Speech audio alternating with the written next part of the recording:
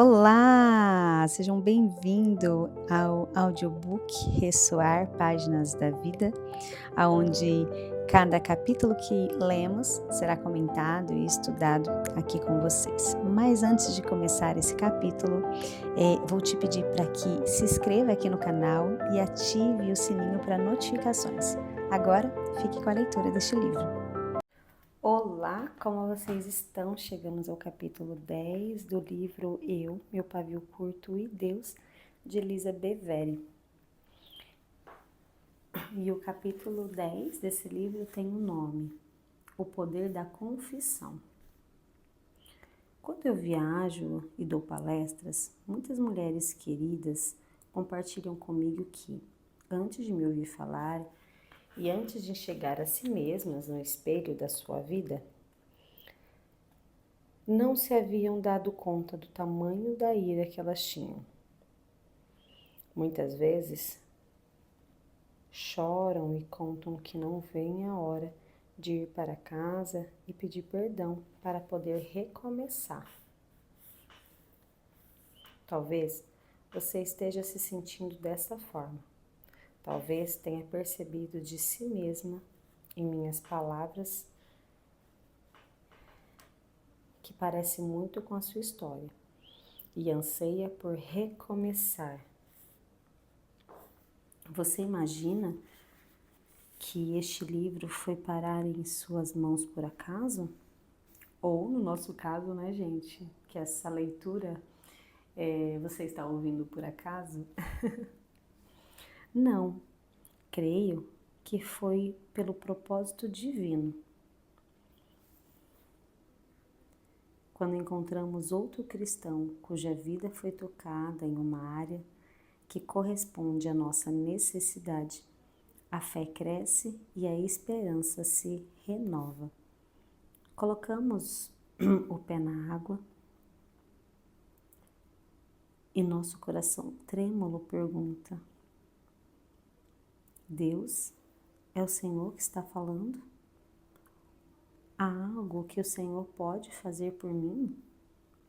Pode me perdoar e me purificar de todo o meu pecado e de toda a minha culpa? Posso ousar sonhar com a possibilidade de que o Senhor transforme a raiva que sinto hoje em ira piedosa? Essa pode ser uma área que seu Espírito Santo ocupará em minha vida, a fim de que o Senhor seja glorificado e dessa forma eu venha lidar com os conflitos? A todas essas perguntas e qualquer outras que seu coração hesitasse a fazer, o Pai Celestial te responde sim. Nós temos um auxiliador. Eu já tive onde você está, embora não tenha visto seu rosto e não saiba seu nome. Sei que não somos tão diferentes assim. Afinal, a Bíblia nos diz: não sobreveio a vocês tentação que não fosse comum aos homens. E Deus é fiel. Ele não permitirá que vocês sejam tentados além do que pode suportar. Mas, quando forem tentados, Ele lhe providenciará um escape para que possam suportar. 1 Coríntios 10:3. Você jamais enfrentará um problema que ninguém tenha enfrentado antes. No entanto, Satanás gosta de nos isolar e de acusar cada uma de nós. Ele sussurra mentiras em nossos ouvidos como: você é a única pessoa que tem dificuldade com essas coisas. Está sozinha. Ninguém é tão horrível quanto você. Eu sei disso porque, como você, também ouvi muitas vezes essas mentiras. Deus não age com parcialidade. Isso significa que Ele não favorece esta ou aquela pessoa quando se trata das suas promessas e da sua palavra.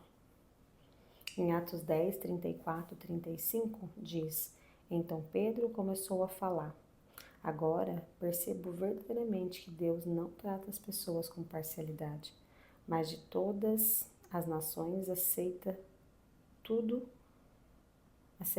aquele que o teme e o faz a ele o que é justo. Nosso Pai Celestial escolhe cada um de seus filhos que se aproxime dele com o coração humilde e obediente.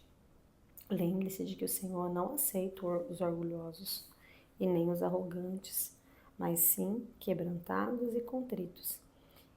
Ele não ouve os independentes, nem os que acham saber de tudo. Ele ouve aqueles que esgotaram seus próprios recursos e se cansaram de tentar. Às vezes, exauridos e quebrantados, ele faz o seguinte convite: se algum de vocês tem falta de sabedoria, peça a Deus, que a todos dá livremente e de boa vontade, e lhe será concedida também. Tiago 1:5. Reconhecer nossa falta de sabedoria é em si mesmo um ato de humildade. Temos de reconhecer que temos de tudo com nossas próprias forças, mas falhamos quando nos cansamos de jogar a culpa em outras pessoas, sem encontrar a liberdade. Quando estamos prontas para renunciar a todas as acusações, podemos nos achegar tranquilamente ao nosso Pai, que não olha para a nossa imperfeição nem procura as nossas falhas. Ele enxerga além de todas as nossas tentativas frustradas e sonda os lugares mais profundos dos nossos corações. Ande na luz. João 1:7 diz: se, porém, andamos na luz, como Ele está na luz, temos comunhão com os outros. E o sangue de Jesus, seu Filho, nos purifica de todo o pecado. O que significa andar? Andar na luz. Como Ele está na luz? Para responder essa pergunta, temos que considerar o versículo anterior, descrito em 1 João 1:5. Deus é luz, nele não há trevas. Deus não apenas anda na luz, como Ele é a luz. Essa luz não emana da cobertura exterior, mas irradia do seu ser. Não há escuridão em nenhuma parte dele. É um conceito difícil de imaginar e mais ainda de visualizar. Tudo o que vemos tem algum tipo de sombra. A única fonte de luz que conhecemos provocam sombras. O apóstolo João não estava referindo a uma fonte de luz de origem externa, que brilha fora de nós ou ao redor de nós. Antes, ele estava falando da luz que vem de dentro de nós.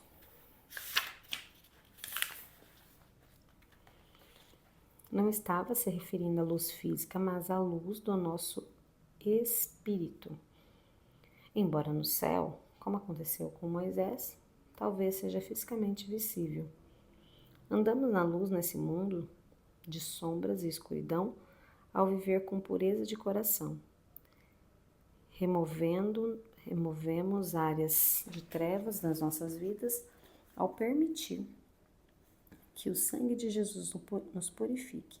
Essa purificação restaura e mantém nossa comunhão com os outros cristãos e com Deus. Mas, se afirmarmos que estamos sem pecado, enganamos a nós mesmos e a verdade não está em nós.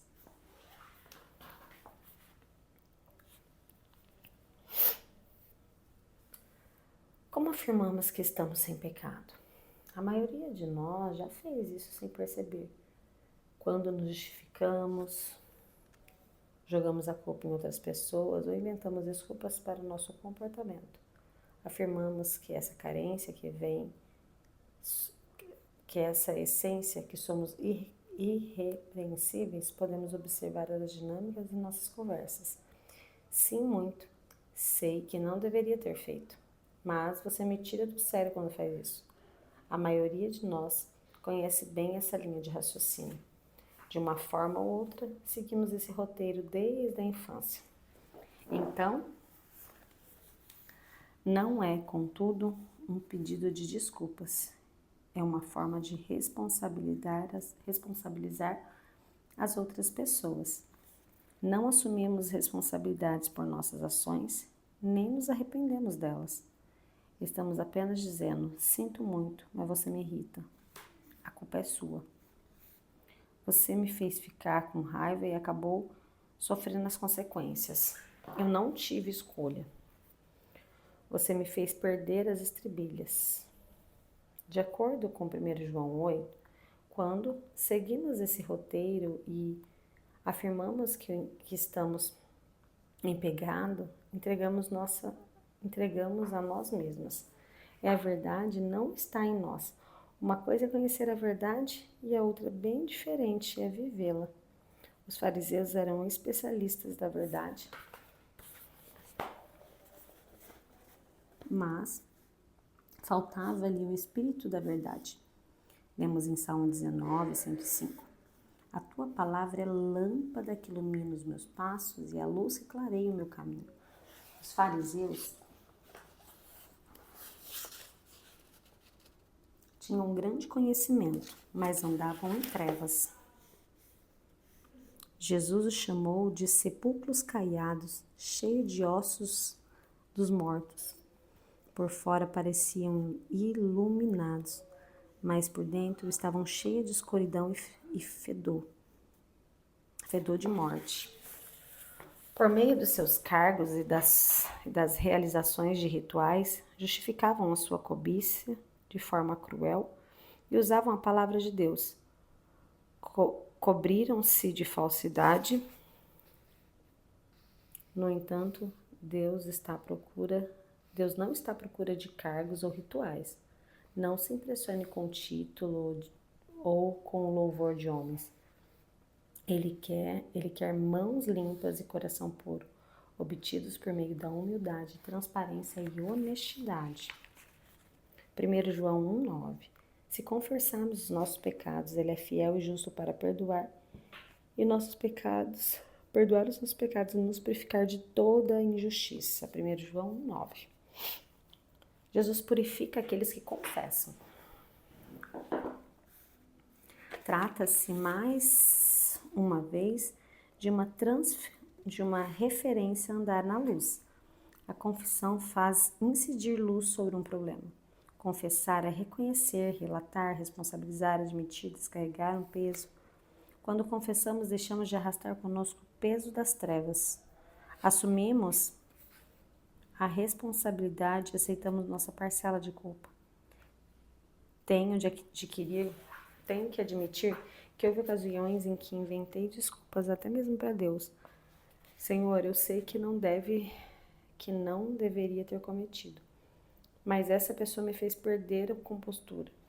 Quando faço isso, não estou pedindo misericórdia nem purificação, estou me justificando. E sair da presença de Deus ainda me sentindo suja e ferida. A culpa é a condenação que me segue como sombra, que a escuridão descobre o meu caminho. Mas quando conhecemos abertamente, não apenas nossas ações, mas também as nossas motivações, podemos ser purificadas de toda injustiça.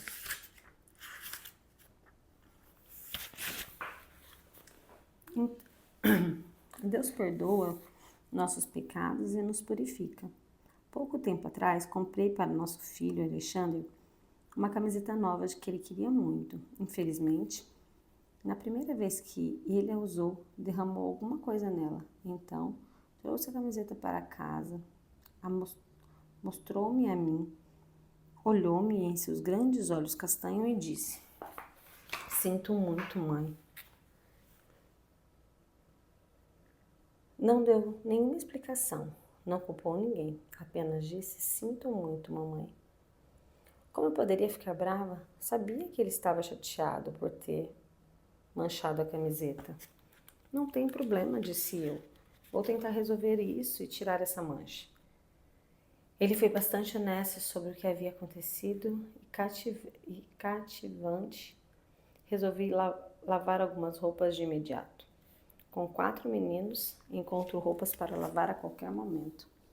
Tomei todas as medidas necessárias antes de colocar a camiseta na máquina e quando ele havia mostrado a mancha assim que aconteceu, consegui removê-la por completo. Ele sabia que estava perdoado, mas depois se sentiu restaurado. Não encontraríamos vestígios de mancha ao olhar para a camiseta. Creio que esse episódio ilustra o que acontece quando confessamos nosso pecado com sinceridade e somos perdoados. Somos perdoados, as manchas do nosso coração são tratadas com o sangue de Cristo e são inteiramente removidas do nosso coração. Deus está disposto a nos perdoar e é capaz de fazê-lo, mas quando não confessamos nossos pecados de acordo com a verdade que está em nós, permanecemos manchadas com a nossa iniquidade. Culpar outras pessoas e criar justificativas são sinais de arrogância na vida do cristão.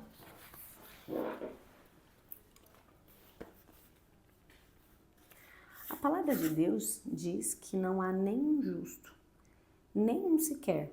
Portanto, se afirmarmos que não temos cometido pecado, fazemos de Deus um mentiroso e suas palavras não estará em nós. Se afirmarmos que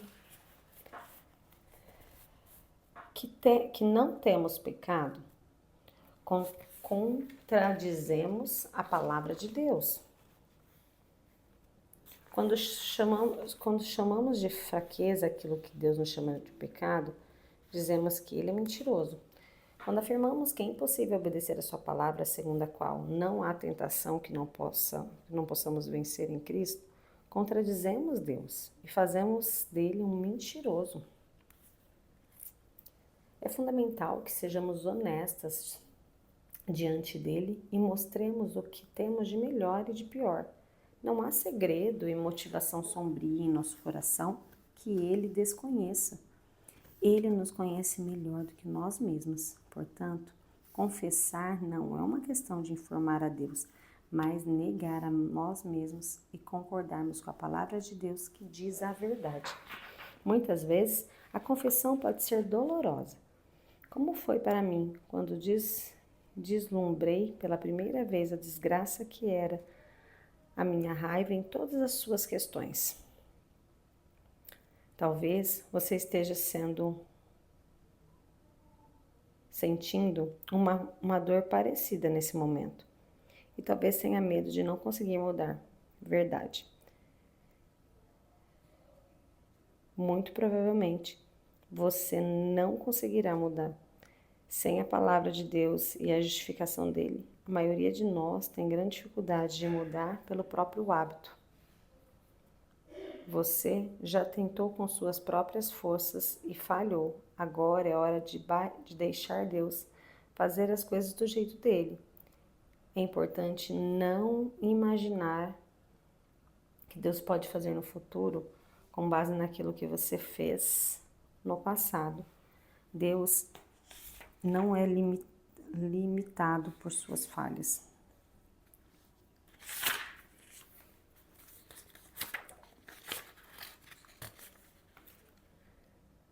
Quebrantadas e entregues. A Bíblia diz: Deus se opõe aos orgulhosos, mas concede graça aos humildes. Tiago 4:6. Não conheço ninguém que gostaria de sofrer oposição do Rei dos céus e da terra. De acordo com outra tradução, Deus resiste aos orgulhosos. Não sei quanto a você, mas eu não quero que Deus resista nem se oponha a mim. Quero ser quebrantada, entregue a Deus. O que é possível com a ajuda dele, eu quero. Para que isso aconteça, porém, tenho de me humilhar por meio do arrependimento, confessar bastante abertamente, não apenas as minhas ações, mas também as minhas motivações. E, portanto, apresentar quaisquer trevas presentes em meu coração, aceitar o perdão divino e o seu processo de limpeza e de purificação. Tiago 4:7. Portanto, submeta-se a Deus, resista ao diabo e ele fugirá de vós. Depois de nos submetermos a Deus, podemos resistir ao diabo e ele certamente fugirá. Depois de submeter a Deus o nosso coração, o nosso passado, o nosso enterro, nossos erros, é hora de resistir ao diabo. Uma vez que deixamos de justificar nossa raiva ou de culpar as outras pessoas, nós dependemos mais de nossa justiça, mais do que a justiça de Deus. Saímos do âmbito de justiça própria e daquilo que fazemos ou que outros fazem contra nós. Entramos no âmbito da luz e que a justiça baseia-se no que foi feito em todo favor. Quando os humilhados despojamos-nos dos trapos sujos da justiça própria e revestimos-nos de justiça de Cristo e da autoridade que Ele provê. Seja necessário resistir ao diabo quando ele contar mentiras e fizer acusações. Ele não deixará de nos acusar só porque nos arrependemos de nossos pecados e que o confessamos. Ele continuará a trazer à tona nossas falhas do passado. Muitas vezes somos tentados a ruminar essas acusações por algum tempo. No meu coração, antes de aceitar a misericórdia de Deus e verdadeiramente negar a mim mesma e confessar meu pecado, eu procurava me castigar. Esse castigo autoimposto assumia várias formas. Descreverei apenas algumas a seguir. Eu me castigava ao recusar perdão. Talvez você tenha perguntado por que é assim, tendo como Jesus, que nos ensina a perdoar generosamente. Eu não permitia confessar o que havia feito enquanto não me sentisse suficientemente culpada. Essa demora possibilita que a vergonha e a condenação se infiltrasse e tomasse lugar de conhecimento e pecado que eu havia experimentado inicialmente. Quando, então, por fim, eu confessava, não era uma confissão autêntica. Era algo parecido com pedidos de desculpas. São coisas diferentes.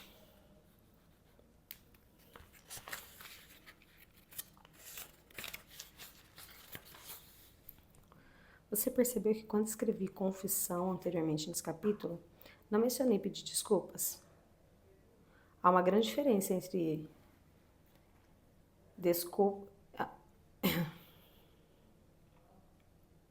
Há uma grande diferença entre os significados originais desses termos. A definição de desocupar-se abrange desocupar, defesa, justificação, aplicação e apologia. Lembre-se de que o apolégtica é a defesa de uma crença. Portanto, um exercício clássico de pedido de desculpas é: sinto muito, mas você me tirou do sério. Ou peço desculpa, mas não consegui me controlar. Ou ainda, lamento, não foi a minha culpa. A condenação e a culpa pesavam tanto sobre mim que parecia mais atraente me desculpar do que confessar o meu pecado. A confissão é irrestritiva, enquanto o pedido de desculpa é condicional. Talvez nos pareça surpreendente que os termos da Bíblia desculpa e desculpa-se, sem sequer ocorra na Bíblia, além de pedir desculpas a Deus. Eu também poderia pedir desculpa a outras pessoas.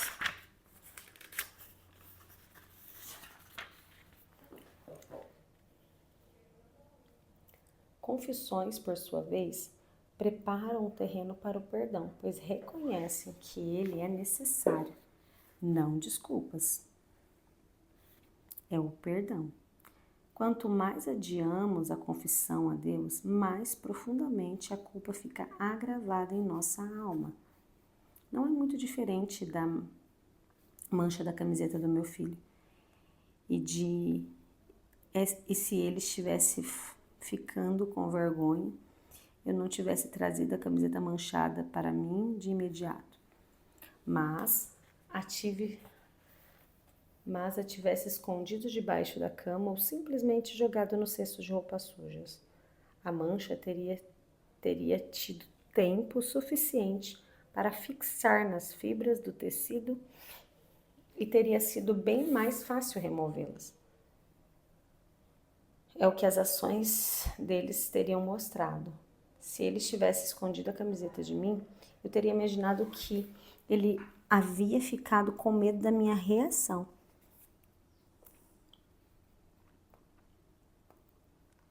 E que me considerava injusta. Se ele não tivesse jogado a camiseta no cesto sem mostrar o que havia acontecido, talvez eu não tivesse visto a mancha antes de colocar na roupa íntima, o que teria permitido que ele se fixasse no tecido. Ao lavar a camiseta, para mim, de imediato, ele mostrou que acreditava que minha reação não teria sido exagerada e faria todo o possível para remover aquela mancha. Deus quer que nos enxergamos e Ele é quem toma essa atitude. Sem fé é impossível agradar a Deus, pois quem dele é próximo precisa crer que Ele existe e que a recompensa existe para aqueles que o buscam.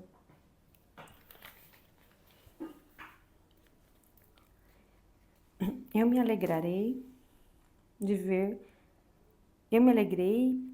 ver meu filho me mostrando a camiseta de imediato. Ter fé é apenas crer em Deus. Também é crer que Ele é bom e justo e que recompensa aqueles que os buscam diligentemente. Não quero limitar a ideia de diligência somente no trabalho, pois abrange muito mais do que isso. Inclui confiança, paciência, dedicação, esforço e zelo. Alguém que volta para Deus continuamente é um exemplo de diligência. A autopunição. Eu também me castigava ao recordar as minhas falhas repetidas vezes e me repreender com severidade por causa delas. Como você pode ter sido tão burra, Lisa. Você continua cometendo os mesmos erros, Lisa. Ninguém é tão ruim quanto você. Ninguém tem lutas como as suas. Todos são cristãos melhores e mais fortes do que você. E acusações assim iam surgindo na minha mente. Ao permitir que esses diálogos interiores cheios de acusações permanecessem em minha mente, eu estava evitando outras infrações e usava a vergonha como elemento motivador para nossos comportamentos. Essa abordagem aumenta a consciência do pecado em minha vida a ponto de me sufocar. Eu imaginava que as vozes acusadoras eram pensamentos de Deus a meu respeito. Quando eu me imagino dirigindo a Ele em oração, um coral de acusações me impedia de ouvir a voz mansa e suave dele. Eu pedia desculpas a Deus e ao meu marido repetidas vezes, mas enquanto as palavras saíam apenas da minha boca, eu me sentia condenada e repetir os meus erros. No entanto, a primeira vez que confessei meus erros e renunciei a eles, eu vi a luz no fim do túnel. Percebi que não encontrava saída de um túnel ou de uma caverna enquanto olhávamos para as trevas.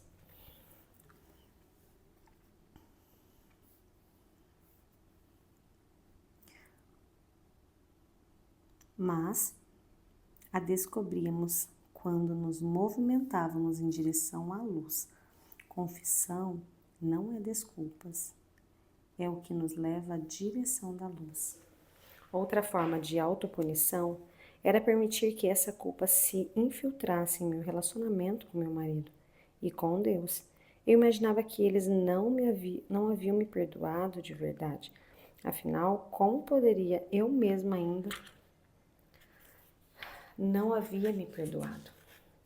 Essa ideia me levaria a construir um muro mental e me posicionar na defensiva.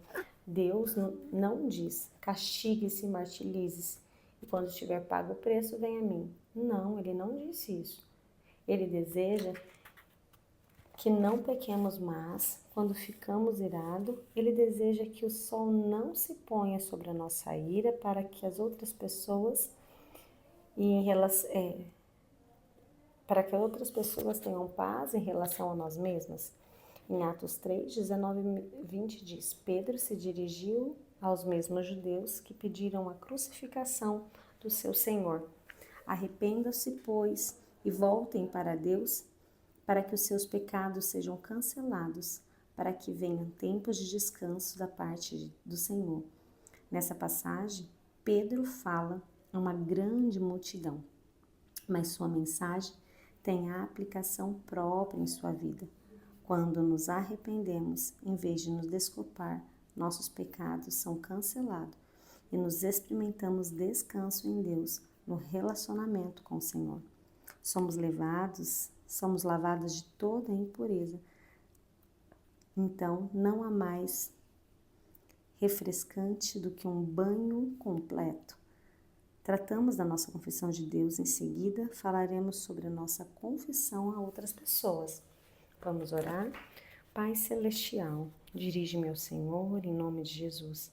Agradeço porque o Senhor abriu os meus olhos,